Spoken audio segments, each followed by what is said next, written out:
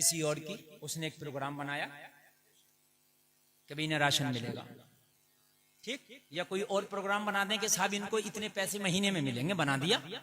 दूसरी हुकूमत आई, उसने कैंसिल कर दिया। और होता भी ऐसे ही, बात है कि नहीं है? कुछ प्रोजेक्ट किसी ने बनाए और दूसरी आई उसके मंशा के मुआफिक नहीं है तो उसने क्या कर दिया, चेंज। और अगर कोई हुकूमत कोई प्रोग्राम बनाए तो ये मत सोचना ये हमेशा रहेगा, अगली आएगी तो बदल सकता है। लेकिन अल्लाह के अलावा अगर किसी की हुकूमत आए तो मुझे बता दे, अगर अल्लाह के अलावा भी कोई अल्लाह हो तो बता। जिसने बनाया वो अजली अबदी है, हमेशा से है, हमेशा रहेगा। अच्छा ऐसा भी नहीं, मेरा प्रोग्राम आपने हैक कर लिया, उसका कोई हैक भी नहीं कर सकता। अगर हैक करेगा तो खुद ही हैक हो जाएगा।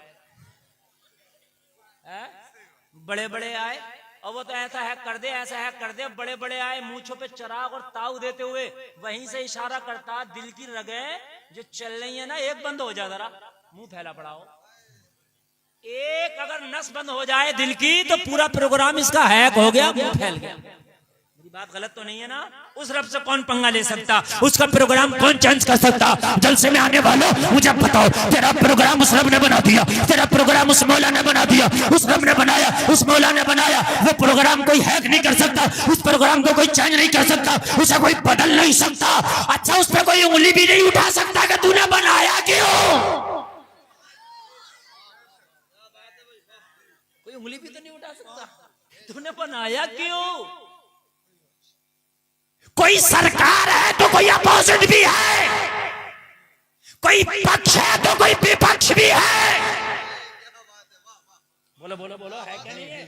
चाहे कमजोर क्यों ना हो लेकिन विपक्ष है। लेकिन ये अल्लाह कोई तेरा भी विपक्ष है तो कहा कुल हु अल्लाहु अहद। सुभान अल्लाह सुभान अल्लाह।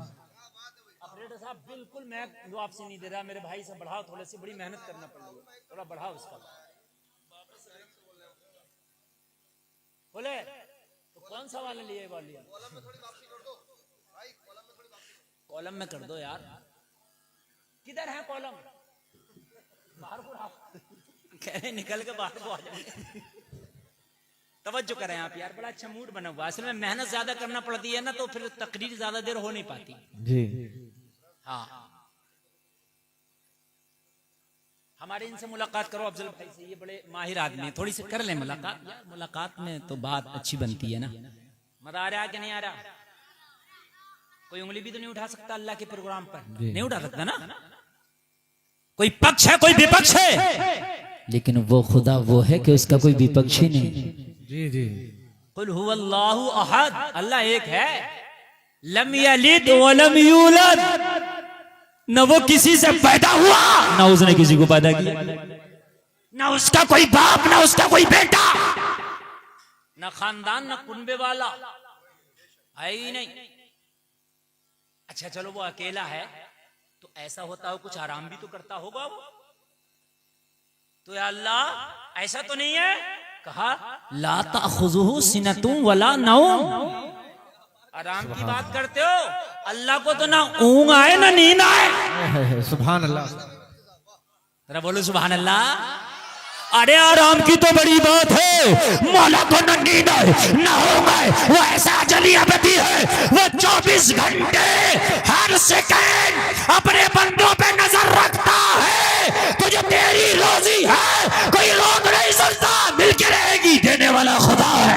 बेशक बेशक। नारे तकबीर, नारे रिसालत, उलमाए अहले सुन्नत, नारे तकबीर, नारे रिसालत। सुभान अल्लाह सुभान अल्लाह। ऐसा होता है ना कि अगर वो बादशाह सो जाए तब भी काम खराब हो जाएगा, कहीं चला जाए तब भी काम खराब हो जाएगा, लेकिन उसका ये भी सिस्टम नहीं है वो चला जाए, नहीं नहीं, अल्लाह की खुदाई, अल्लाह का पावर तो वहां तक चलता है जहां ये मकान भी नहीं, ये मकीन भी नहीं। जी जी जी। हाय हाय, ला मकाम है भी उसी की हुकूमत है। सुभान अल्लाह सुभान अल्लाह। इतना पावर वाला तेरा खुदा इतना पावर वाला तेरा खुदा। अच्छा एक बात बताओ, अल्लाह ने जब लिख दिया तो वो मिलकर रहेगा, और जो लिखा नहीं है मेरे अजीज वो तुझ तक पहुंचेगा नहीं। झूठ कितना ही बोल ले जी, कितना ही बोल ले,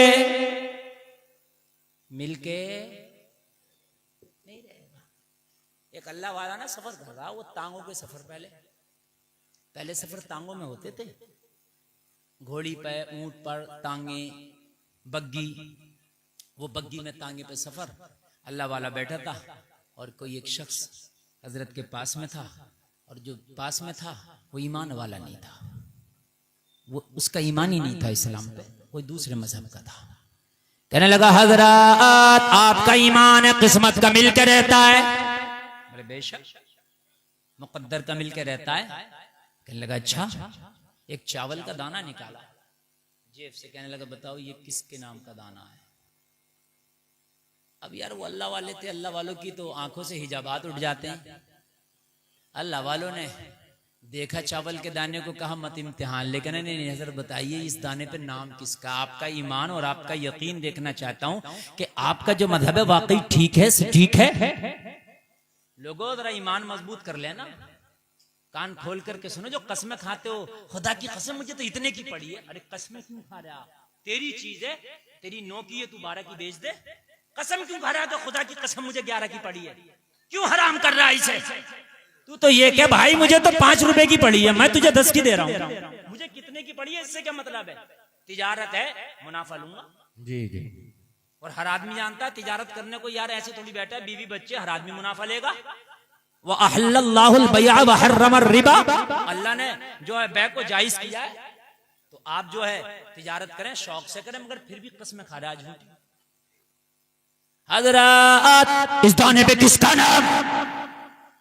कहने लगे क्या करोगे पूछ के। बोले आप ही कहते हैं कि आप ही लोगों में सुना मैंने कि दाने दाने पे लिखा, खाने वाले का नाम बताओ किसका नाम। अब चावल के दाने पे नाम थोड़ी लिखा था, लेकिन वाकई नहीं लिखा था। लेकिन अल्लाह वाला अपनी पे आ जाए तो वो पढ़ भी लेगा लिखा किसका।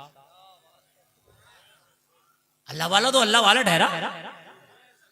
अल्लाह वाले के सामने कहां टिकती है सारी ताकतें, सारी पावरें, सारे कंप्यूटर, सारा सिस्टम, सारा एडवांस सिस्टम फेल अल्लाह वाले के सामने।